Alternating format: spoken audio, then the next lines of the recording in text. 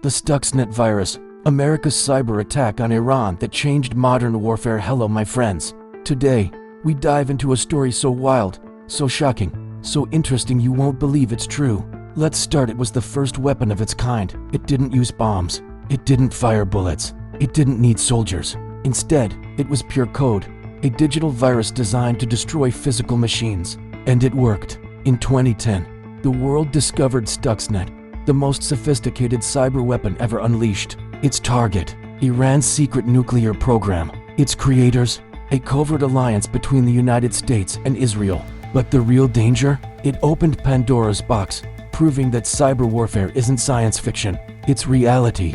This is the gripping story of Stuxnet, the virus that redefined global warfare and set the stage for a new kind of arms race.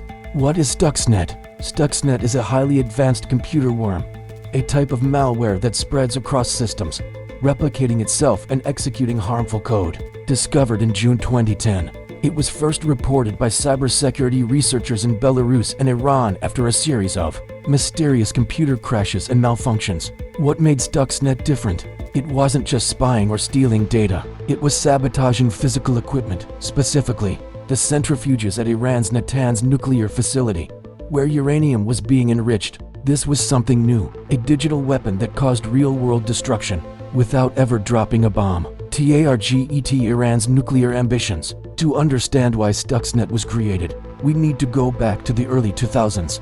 The Islamic Republic of Iran was rapidly expanding its nuclear program, claiming it was for peaceful energy purposes. But the international community, particularly the United States and Israel, feared Iran was working toward building a nuclear bomb. Years of sanctions, diplomacy, and threats didn't stop Iran from enriching uranium. So, behind closed doors, Washington and Tel Aviv launched a top-secret cyber operation. Its code name, Operation Olympic Games. Its goal, cripple Iran's nuclear program from the inside, quietly, covertly, and without bloodshed. How Stuxnet worked. Stuxnet was unlike anything the cybersecurity world had ever seen. It exploited for zero-day vulnerabilities, rare, undiscovered software flaws in Microsoft Windows. This allowed it to spread silently through flash drives and local networks.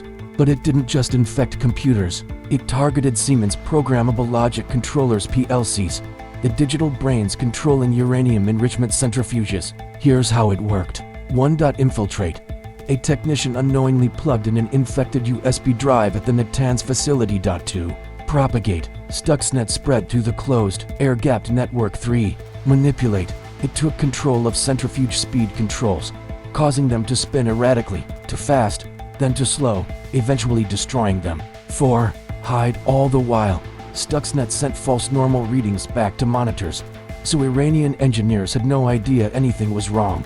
The brilliance. It caused equipment to fail in ways that looked like natural wear and tear, delaying Iran's program by years without a single gunshot. The discovery. Stuxnet remained hidden for a long time. Iranian engineers began noticing unexplained equipment failures and breakdowns. Centrifuges were malfunctioning at alarming rates, hundreds destroyed, with no clear cause. Eventually, cybersecurity firm Viruspolkata in Belarus detected the malware in Iranian systems in mid-2010. Soon, Symantec, Kaspersky Lab, and other security firms around the world began analyzing the worm.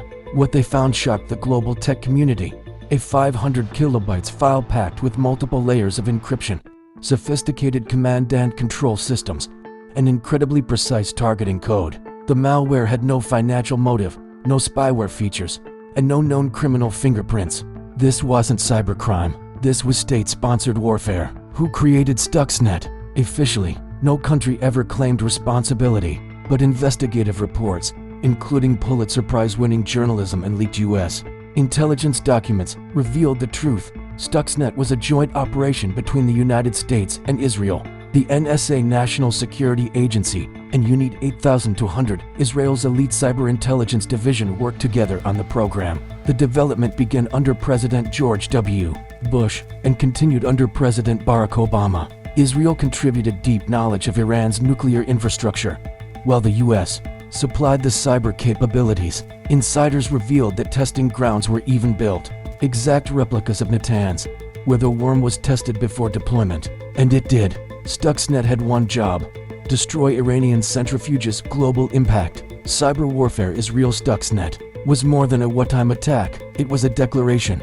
It showed that nations can sabotage infrastructure remotely. Cyber weapons can cross borders silently. Future wars may be fought in code, not just in combat zones. After Stuxnet, cyber defense became top priority for global powers. Russia, China, North Korea, and Iran accelerated their own cyber warfare programs. The US created Cyber Command, USABRCOM, as a unified military command focused solely on digital defense and offense. The era of cyber arms races had begun, and unlike nuclear weapons, cyber weapons are cheap, deniable, and deployable from anywhere. Unintended consequences. There was one big problem. Stuxnet, originally designed to only attack Iranian systems, escaped due to a bug in its code.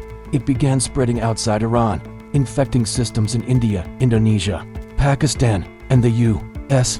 Even though it didn't cause damage outside its target, the world now had access to its code, and hackers, governments, and cyber criminals could reverse engineer it. And now, anyone can learn from it. Security experts warned, we've released a cyber weapon into the wild. Indeed, Stuxnet became the blueprint for future attacks, including Shamoon against Saudi Aramco, 2012, NotPetya crippling Ukraine and global businesses, 2017 Triton targeting industrial control systems. The digital Pandora's box was open, and it could not be closed. Lessons from Stuxnet. Stuxnet taught the world a chilling lesson.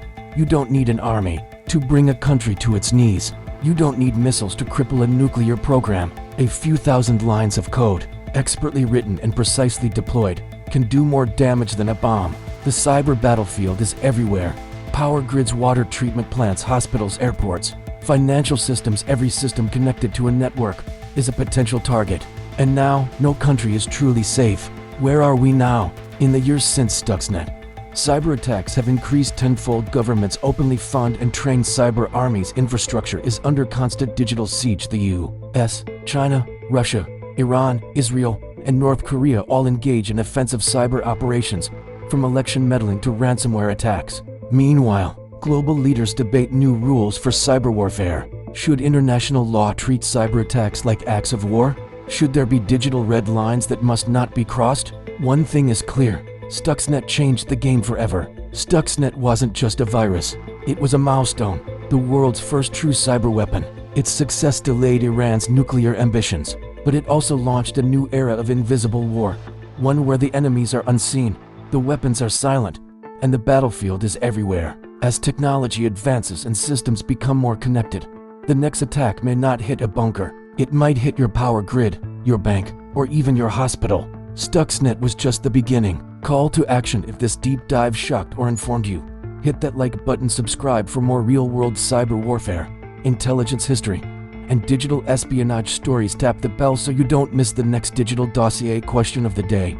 And remember, do you believe Stuxnet was justified, or did it cross a dangerous line in warfare? Drop your thoughts in the comments. We read everyone. Until next time, stay alert, stay encrypted.